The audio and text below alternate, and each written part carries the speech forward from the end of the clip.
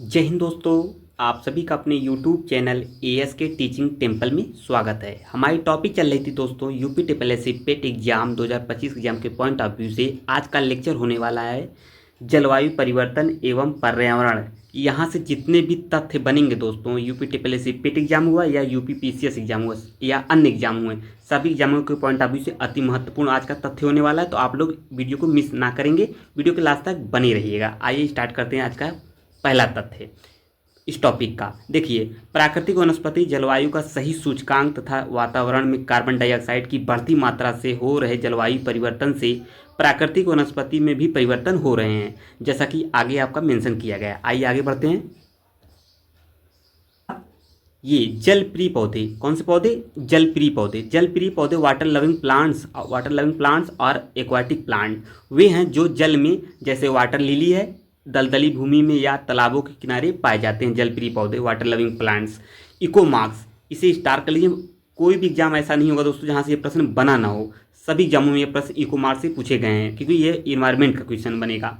Eco mark यह प्रमाण पत्र उन भारतीय उत्पादों को दिया जाता है जो पर्यावरण के प्रति मैत्रीपूर्ण मतलब इको फ्रेंडली हों। इसे भारत सरकार द्वारा 1991 में यानी 1991 में प्रारंभ किया गया था। इससे आप लोग अलग से अपने नोट्स में मेंशन कर लीजिए, ताकि एग्जाम टाइम आपका रिवीजन और बेहतर परफॉर्मेंस हो सके UP triple S C PET exam या अन्य एग्जाम हुए। आएंगे आगे अगले तथ्य की तरफ मूव करेंगे। अगला तथ्य बनेगा क्या इस टॉपिक का? क्या है? अति नगरीकरण और औद्योगिकरण, संतुलित विकास, पर्यावरण एवं पारिस्थितिकी जैव विविधता के संरक्षण इन तीनों के लिए हानिकारक है। कौन कौन से? अति नगरीकरण, औद्योगिकरण एंड संतुलित विकास, पर्यावरण एवं पारिस्थितिकी के लिए जैव विविधता के संरक्षण के लिए ये तीनों चीज़ें हानिकारक हैं। क्यों हानिकारक? आप सभी दोस्तों को पता ही होगा। ठीक है, आएंगे आगे अगले तथ्य की तरफ मूव करेंगे। WM एडम्स, इसे आप लोग स्टार कर लीजिए। जो अति महत्वपूर्ण तथ्य होंगे मेरे द्वारा उसे इंडिकेट कर दिया जा रहा है, आप केवल उसी पे ध्यान दीजिएगा दोस्तों।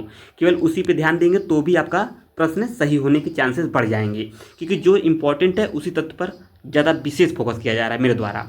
WM एडम्स द्वारा लिखित पुस्तक है, जो पुस्तक है महत्वपूर्ण, green development, environment and sustainability in a developing world. इस पुस्तक का पहला जो संस्करण था 1990 में प्रकाशित हुआ था। किसका? WM एडम्स का। अति महत्वपूर्ण तथ्य। आएंगे आगे अगला तथ्य क्या बनेगा, आइए देख लेते हैं उसे भी। अगला तथ्य है आपके सामने एल्सवर्थ हटिंगटन द्वारा लिखित पुस्तक का नाम सिविलाइजेशन एंड क्लाइमेट है। ये भी पुस्तक महत्वपूर्ण है, इसे भी आप लोग स्टार कर लीजिए, क्योंकि ये दोस्तों चाहे आपका यूपी TGT हुआ या PGT एग्जाम हुए, PGT हुए या TGT हुए दोस्तों, दोनों एग्जामों के लिए महत्वपूर्ण है। ये ज्योग्राफी स्पेशल लेक्चर में पूछा गया प्रश्न है यूपी PGT एंड TGT में। और क्या भरोसा है आपका यहाँ भी बन सकता है। जो एल्सवर्थ हटिंगटन की जो पुस्तक है सिविलाइजेशन एंड क्लाइमेट, जिसका प्रथम प्रकाशन 1915 में हुआ था। कब हुआ था? 1915 में। एंड नेक्स्ट तथ्य बनेगा, अगला तथ्य क्या होगा आइए उसे भी समझते चलेंगे। प्राकृतिक कृषि के अन्वेषक मसानोबु फुकुओका है। यह एक जापानी किसान एवं दार्शनिक थे। इस चीज़ को समझते हुए चलेंगे। आइए दोस्तों एक बार पुनः समझ लेते हैं इनका नाम, क्योंकि ये तथ्य महत्वपूर्ण होगा।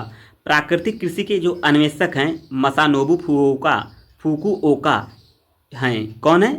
ये एक जापानी किसान एवं दार्शनिक थे। इनसे भी प्रश्न बन ही सकता है। विश्व पर्यावरण दिवस प्रतिवर्ष 5 जून को मनाया जाता है, सभी दोस्तों को पता होगा। और प्रथम विश्व पर्यावरण के दिवस वर्ष जो है 1974 में मनाया गया था।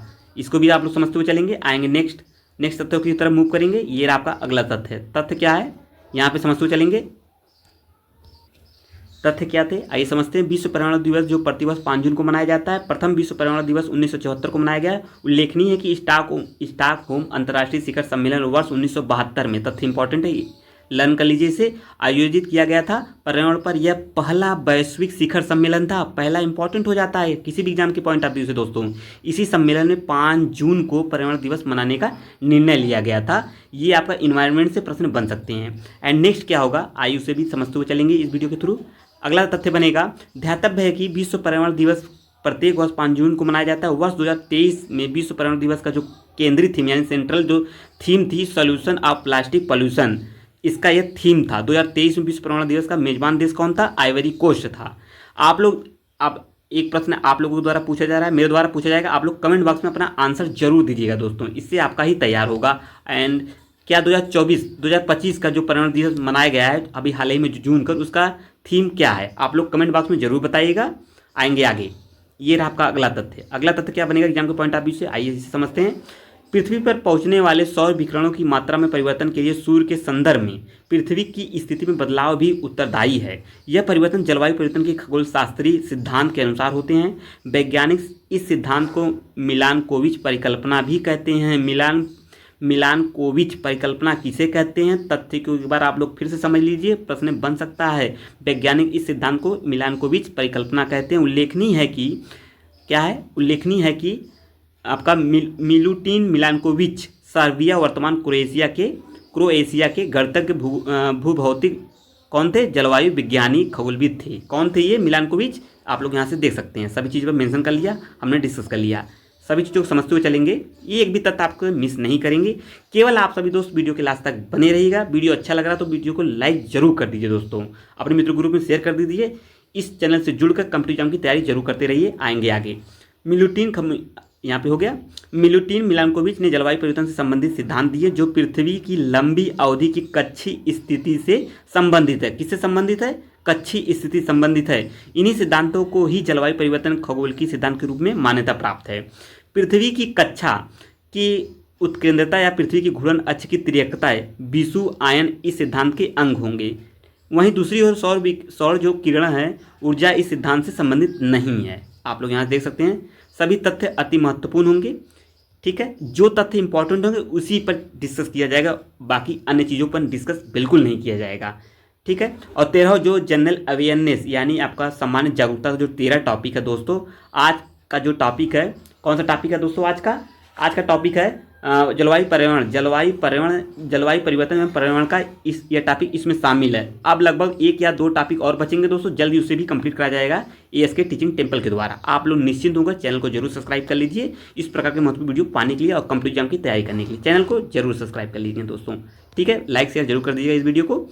अगला तथ्य क्या है? उल्लेखनीय है कि जलवायु परिवर्तन पर अंतर सरकारी पैनल यानी IPCC जो कि संयुक्त राष्ट्र के तत्वाधान में गठित किया गया है। आइए इसे भी देख लेते हैं। आइए दोस्तों देखते हैं आगे। जो अंतर सरकारी पैनल गठित किए गए हैं के अनुसार ग्रीन हाउस यानी हरित गृह गैस हैं वे हैं जो कि पृथ्वी वातावरण तथा बादलों द्वारा उत्सर्जित ऊष्मीय अवरक्त विकिरण को अवशोषित एवं उत्सर्जित कर देते हैं। इनमें से प्रमुख जो हैं कार्बन डाइऑक्साइड हैं जिसे CO2 के नाम से जाना जाता है, जलवाष्प H2O, nitrous oxide N2O, methane CH4 और क्लोरोफ्लोरोकार्बन CFC जो कि साधारणतः पृथ्वी के वायुमंडल में उपस्थित रहती हैं। इस चैनल का मोटिव हुई है दोस्तों ज़्यादा क्वेश्चन को फंसाना एग्जाम में, ताकि आप सभी दोस्तों का एग्जाम में परफॉर्मेंस बेहतर हो सके। चाहे आपका यूपी हुआ या दोस्तों PCS एग्जाम हुए या अन्य वनडे एग्जाम्स हुए, सभी एग्जामों के पॉइंट ऑफ व्यू से अति महत्वपूर्ण आज का लेक्चर होने वाला है। और जो मित्र अन्य एग्जामों की तैयारी कर रहे हैं तो चैनल से जरूर जुड़ जाइए। आएंगे आगे। ये रहा आपका अगला तथ्य। अगला तथ्य क्या बनेगा? जलवायु परिवर्तन के मापन हेतु हिम तत्व आइस कोर किसी ग्लेशियर या बर्फ की चादर को छेद कर प्राप्त किया गया एक क्या है? बेलनाकार नमूना है। क्या? आपका आइस कोर। ठीक है, आइस कोर को भी समझ जाइए। आइस कोर का मतलब क्या होता है? ये बेलनाकार नमूना जो बर्फ की चादरों को छेद कर देता है। आइस कोर अतीत की जलवायु और वातावरण की जांच करने के लिए सबसे प्रत्यक्ष और विस्तृत अभिलेख है। आइस कोर से जलवायु परिवर्तन का क्रायोजेनिक संकेतक क्या है? आप लोग कमेंट बॉक्स में जरूर बताइएगा, क्रायोजेनिक संकेतक किसे कहा जाता है। आएंगे आगे। ये रहा आपका अगला तथ्य। अगला तथ्य क्या बनेगा? एग्जाम के पॉइंट ऑफ व्यू से उसे भी मेंशन करते हुए चलेंगे। उल्लेखनीय है कि जलवायु परिवर्तन कृषि को प्रभावित करने की क्षमता रखता है। सभी दोस्तों को पता होगा। तापमान बढ़ने से मिट्टी की नमी और कार्यक्षमता प्रभावित होती है। सभी दोस्तों को पता होगा क्योंकि सभी मित्र किसान मित्र हैं, हमें ऐसा प्रतीत है। सभी लोग जानते होंगे खेती क्या है, सब चीज़ें इससे जुड़े होंगे जमीनी स्तर से। जलवायु परिवर्तन में फसलों की उत्पादकता भी प्रभावित होगी। जलवायु परिवर्तन से संसाधनों पर दबाव बढ़ रहा है। सभी दोस्तों को पता हो कैसे बढ़ रहा है। वन, चारागाह, कृषि भूमि, नदी जल, भूजल आदि संसाधनों को लेकर तनाव तथा आपदा की स्थिति, प्रवर्सन को लेकर संघर्ष आदि को अनेक प्रमाण उपलब्ध हैं। इसी चीज़ों से प्रवर्सन यानी माइग्रेशन बढ़ रहा है सभी चीज़ों, क्योंकि जनसंख्या पर दबाव बढ़ रहा है जिससे अन्य चीज़ों पर इसके प्रभाव देखने को मिल रहे हैं। इम्पैक्ट इसका गहरा इम्पैक्ट पड़ रहा है सभी चीज़ों पर। इस चीज़ को समझते हुए चलेंगे। आएंगे आगे। अगला तथ्य क्या बनेगा एग्जाम के पॉइंट ऑफ व्यू से? आइए आगे बढ़ते हैं। ये रहा आपका अगला तथ्य। यहाँ से हो गया क्या परिवर्तन हो रहे हैं ना, जो दोस्तों प्रवर्सन को लेकर संघर्ष आदि के अनेक प्रमाण जो उपलब्ध हो रहे हैं, जलवायु परिवर्तन को सामाजिक तनाव में वृद्धि करने वाला एक प्रमुख कारक सिद्ध करते हैं। इसका जो ये जिस कारण से ये चीज़ें हो रही हैं। अनेक अध्ययन जलवायु परिवर्तन कृषि एवं वानिकी के उत्पादन एवं उत्पादकता दोनों पर गंभीर दुष्परिणाम की पुष्टि करते हैं। भविष्य में और भी जटिल स्थिति उत्पन्न होने की संभावना को नकारा नहीं जा सकता। ये जो चीज़ें देखने से जो इम्पैक्ट पड़ रहा है इन चीज़ों पर, इससे ये कहा जा सकता है कि जो भविष्य की चीज़ें हैं उस पर संभावना गहरा जताया जा सकता है। मौसम की जो चरम दशाओं की बारंबारता से कृषि क्षेत्र सर्वाधिक प्रभावित हो रहे हैं। इन चीज़ों को भी समझ तो चलेंगे। कुछ चीज़ें थी जिस पर हमने यहाँ पे चर्चा कर रहे हैं, बाकी सभी चीज़ें यहाँ से थोड़ी समझने लायक है। मेंस में आंसर राइटिंग करने से संबंधित चीज़ें हैं, ताकि इस पर भी हम लोग डिस्कस कर ले रहे हैं। आइए आगे बढ़ जाते हैं, अगले तथ्य की तरफ मूव करते हैं। ध्यातव्य है कि वैश्विक जलवायु परिवर्तन के संदर्भ में समुच्च बांध अनुपद सस्यन एवं जो शून्य जुताई पद्धतियाँ मृदा में कार्बन प्रच्छादन संग्रहण में सहायक हैं। ये चीज़ें थोड़ा दोस्तों मीन्स आंसर राइटिंग के थ्रू जो थोड़ा सा ब्रॉड लेवल की हैं, तो इसे जाने दीजिए, हम इसको स्किप करते हैं। जो इंपॉर्टेंट केवल यूपी टेपलीसीपीट एग्जाम के पॉइंट ऑफ व्यू से इंपॉर्टेंट है उसी पर हम डिस्कस करेंगे। तो आइए इसके स्किप कर जो तथ्य इंपॉर्टेंट होंगे उस पर हम आगे बढ़ते हैं। जो मित्र चैनल पर नए हैं, चैनल पर वीडियो देख रहे हैं लेकिन चैनल को सब्सक्राइब नहीं कर रहे हैं, वो बिल्कुल चैनल को सब्सक्राइब कर लें इस प्रकार की महत्वपूर्ण वीडियो पाने के लिए। सभी चीज़ों को डिफाइंड तरीके से syllabus according syllabus wise and topic wise complete कराया जा रहा है ASK टीचिंग टेम्पल के द्वारा। तो बिल्कुल आप लोग बिना झिझक इस चैनल को जरूर ज्वाइन कर लीजिए, यानी सब्सक्राइब कर लीजिए। आएंगे आगे 3-4 अति महत्वपूर्ण होने वाले, आइए उस पर डिस्कस कर लेते हैं। वर्तमान में 2021 में नवीनतम उपलब्ध आंकड़ों के अनुसार कार्बन डाइऑक्साइड में उत्सर्जन में सर्वाधिक योगदान करने वाला देश कौन है? चाइना है, यानी चीन है। विश्व के कुल CO2 यानी कार्बन डाइऑक्साइड उत्सर्जन का कितना 32.9% करता है दोस्तों। इस चीज़ को समझते चलेंगे। चीन विश्व का सबसे बड़ा ग्लोबल कार्बन उत्सर्जक देश है। कौन है? चाइना है। करेंट्स भी कोरिलेट हो जाएगा, क्योंकि जाग्राफी ही दोस्तों, जाग्राफी एंड इसे जाग्राफी प्लस करंट को कोरिलेट करेंगे तभी चीज़ें आसानी से समझ में आती हैं। पूरा जाग्राफी ही करंट है, चीज़ें से कोरिलेट करके सभी मौसम विज्ञान सारी चीज़ों को ये अपने आप में समाहित किए हुए है। और आगे बढ़ते हैं। भूटान को विश्व का शीर्ष कार्बन निगेटिव देश माना जाता है। किसे? भूटान को। यहाँ से भी इसे समझ सकते चलेंगे। आएंगे लास्ट तक देखेंगे आज की इस वीडियो का। वर्ष 2021 में एशिया पैसिफिक आर्थिक सहयोग, जिसे हम एपेक के नाम से जानते हैं, की जनसंख्या विश्व की कुल जनसंख्या का 38% है। ये विश्व के कितना है? आएंगे आगे देख लेते हैं विश्व का कितना है। यहाँ पे हम लोग सभी मेंशन कर लेते हैं। जो विश्व की कुल ऊर्जा का लगभग 60% का उपयोग करते हैं। एपेक देश के क्योटो प्रोटोकॉल का समर्थन करते हैं। कौन? आपका एपेक। परंतु इसके कुछ देशों ने इसका अनुमोदन नहीं किया है। वो कौन से देश हैं? तो उस पर कोई डिस्कस करने की आवश्यकता नहीं है। कि इतने रहे कुछ इंपॉर्टेंट तथ्य दोस्तों। अब मिलेंगे आगे। आप लोग जरूर बताइएगा आज का यह वीडियो कैसा रहा। अब दोस्तों देखिए, सभी टॉपिक जो 1-2 टॉपिक बचे हैं, 1-2 टॉपिक और बचे हैं आपका जनरल अवेयरनेस यानी सामान्य जागरूकता से, 13वां टॉपिक जल्द ही कंप्लीट हो जाएगी। 1-2 टॉपिक हैं सभी, वो भी जल्द ही कंप्लीट हो जाएगी ASK टीचिंग टेम्पल के द्वारा। उसके बाद दोस्तों 50-60 जो भी प्रश्न होंगे, 50-60 जो अभ्यास प्रश्न यानी प्रैक्टिस सेट होंगे जल्द ही कराए जाएंगे, ताकि जो भी इतना हमने लेक्चर लिया है उनसे जो भी महत्वपूर्ण प्रश्न बनते हैं एग्जामों में आपको देखने को मिलेंगे। यूपी टेपलीसीपीट एग्जाम हुआ सभी में देखने को मिलेंगे। तो आप लोग जरूर वीडियो को सब्सक्राइब कर लीजिए, चैनल को सब्सक्राइब कर लीजिए, वीडियो को लाइक कर दीजिएगा। अब मिलेंगे नेक्स्ट वीडियो में, तब तक के लिए बहुत बहुत धन्यवाद। जय हिंद दोस्तों।